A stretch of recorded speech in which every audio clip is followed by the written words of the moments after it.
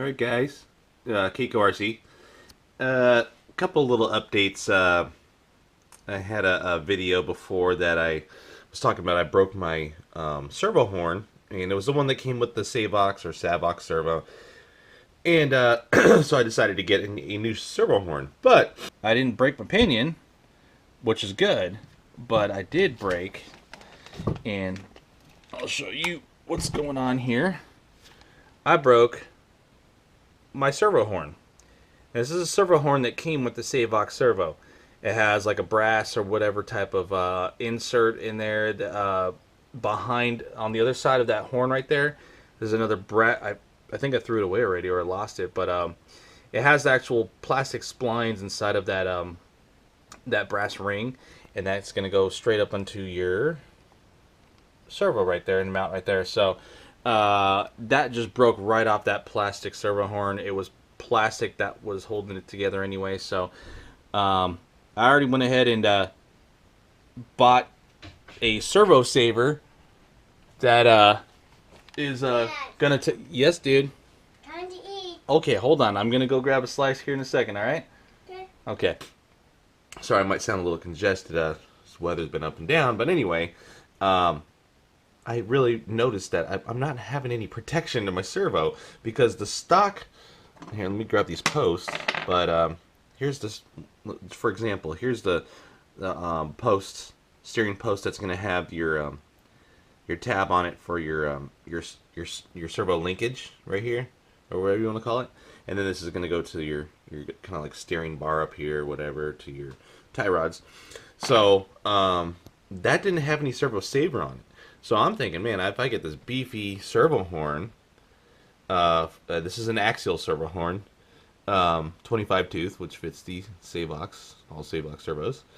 I'm not going to have anything to protect my servo. Now, it is steel gear, and all that stuff, but, when they say steel and they say titanium maybe or stuff like that, they're usually using the cheapest of the cheapest metals. They're not using any type of and I would say military grade, but military grade is still inferior to some of like the space stuff or whatever.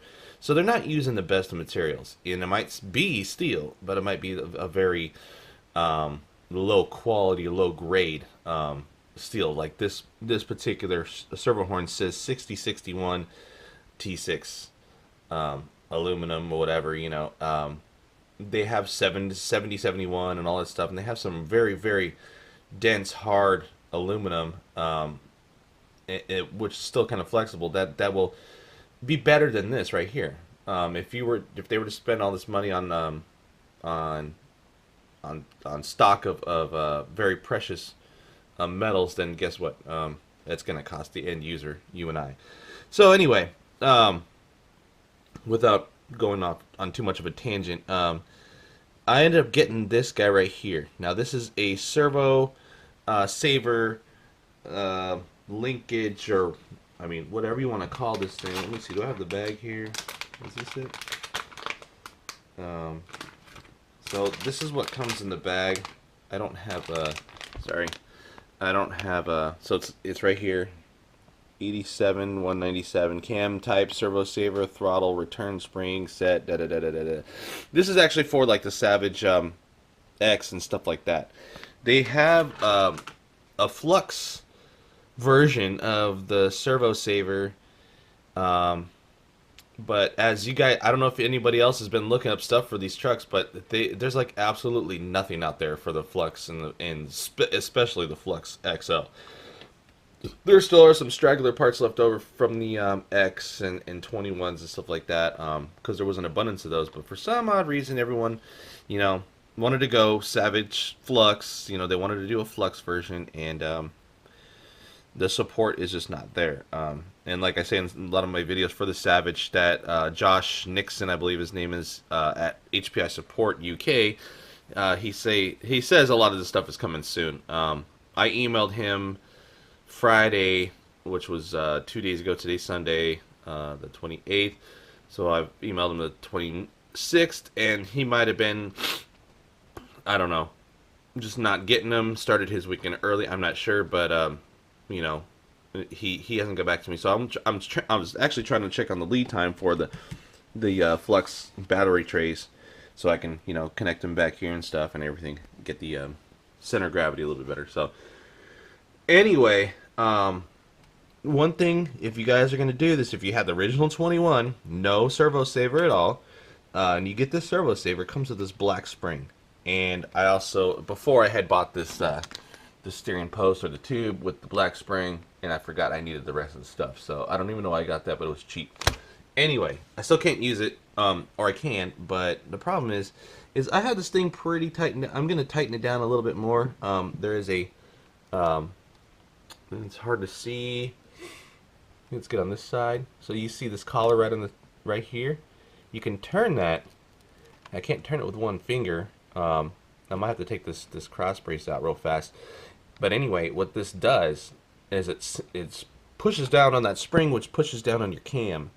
And your cam is right here, and there's little lobes on each side, opposite of each other. Anyway, you guys, most of the guys should know how that works. And if your servo wants to turn, I don't have a stand right now, but let's just say your servo wants to turn, but your wheels don't. I'm trying to do this with the camera, and I'm trying to get it to work. But anyway, it's hard to do it without power applied and stuff like that. But even when I have the system on and it's just up like this, I can hold these tires and I can just watch the servo horn doing this and the cam's doing its thing.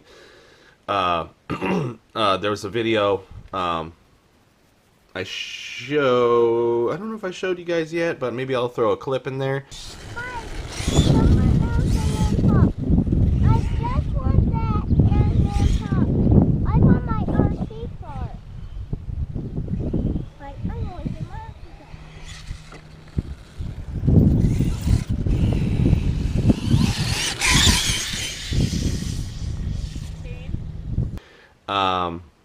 It was out at a park, and basically, you could see how the turning. It's just, I don't know. There's so much weight on this truck. It's pushing that cam to its limits. So they have a heavy duty spring, which is also unavailable, out of stock everywhere, just like everything